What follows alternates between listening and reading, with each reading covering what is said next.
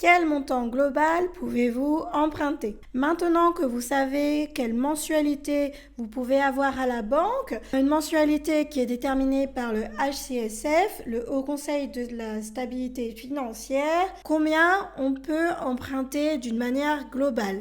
Et à partir de ce moment-là, vous allez pouvoir déterminer le type de bien auquel vous aurez accès. Pour rappel, on a 35% d'endettement maximum par rapport aux revenus. Pour notre revenu de 2000 euros par mois, on va faire donc 2000 euros fois 35%. Ça nous donne une mensualité de 700 euros. Ok, mais avec ça, comment savoir avec 700 euros par mois combien je peux emprunter? Le meilleur outil pour ça qui est Meilleur Taux, meilleurtaux.com. Vous tapez Meilleur Taux montant mensualité, directement tapez dans Google. Et là, donc vous avez calcul des mensualités crédit immobilier. Ça permet avec, si vous, par exemple, vous savez que vous avez 100 000 euros à investir dans l'immobilier. Avec cet outil, vous savez combien ça vous fait en mensualité par mois. Et sinon, vous prenez la deuxième option, évaluer le montant de votre prêt immobilier. L'avantage de cet outil, c'est qu'il prend en compte les taux actuels. Ils sont réactualisés, je ne sais plus si c'est chaque mois ou chaque trimestre, par rapport à l'évolution. Donc ça inclut également le taux d'assurance à prendre en compte. Donc pour savoir combien je peux emprunter par mois avec une mensualité de 700 euros, vous ajustez ensuite la durée du prêt. 15 ans, c'est en général pour les SCI à l'IS.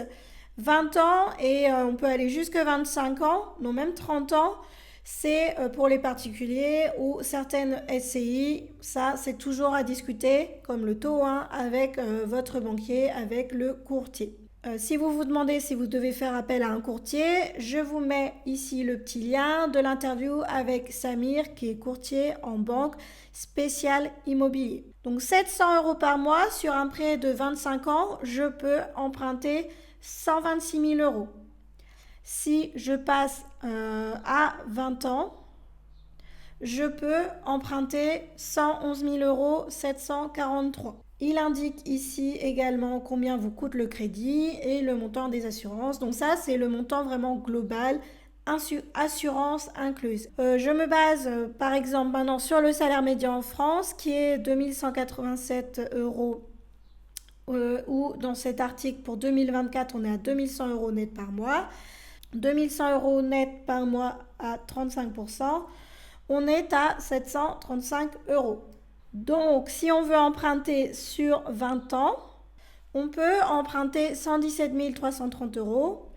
Avec un emprunt sur 25 ans, on peut emprunter à 132 000 euros. Donc, c'est un outil vraiment pratique. C'est la base de l'investisseur pour avoir une idée du montant que vous pouvez emprunter avant même d'aller voir votre banque. Parce que c'est vrai que des fois, ça se mord un peu la queue. Combien je peux emprunter? Je vais voir ma banque. Sauf que ma banque a besoin d'un projet déjà concret et solide pour vous donner l'accord de financement.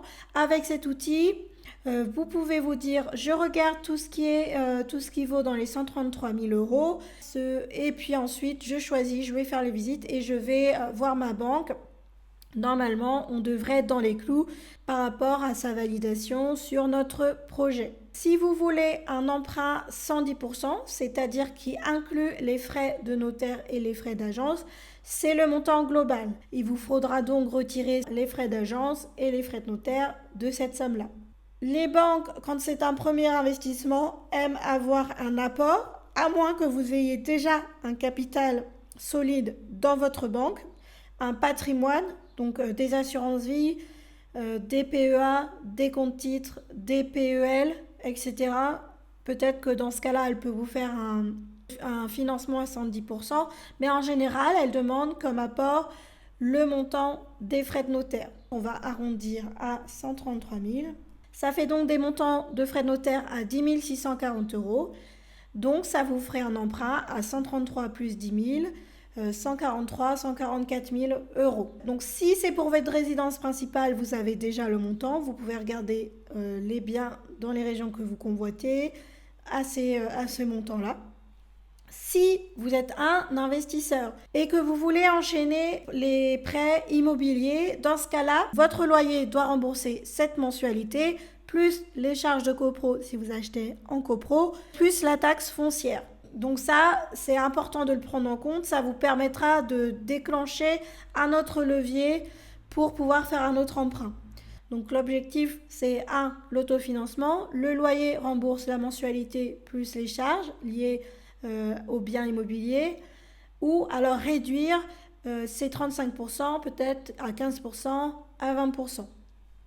Si vous êtes en couple et que vous gagnez tous les deux le salaire médian de 2100, donc on sera à 4200 de salaire mensuel fois 35%, on a une capacité d'emprunt de 1470 € par mois au maximum. Et donc 1470 € sur 25 ans, on est à 265 900 €. Donc vous pouvez emprunter sur 25 ans 265 900 €. Sur 20 ans, vous pouvez emprunter quasiment 235 000 €. Donc c'est à partir de ce montant-là que vous allez pouvoir faire vos recherches sur le bon coin en mettant ce montant maximum dans le coin que vous souhaitez.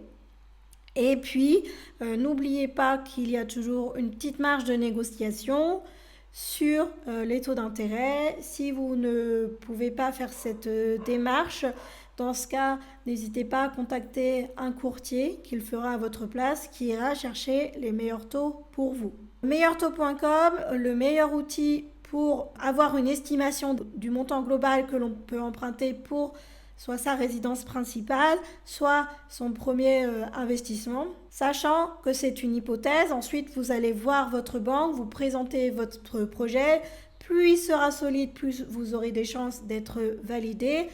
Et vous pouvez aussi négocier le taux d'intérêt. Ça, c'est une autre partie qui rentre en jeu, mais c'est un bon point de départ afin de déterminer quel bien vous pouvez acheter. Et si vous vous demandez comment préparer un dossier solide à présenter à votre banque, abonnez-vous, je vais bientôt sortir une vidéo à ce sujet.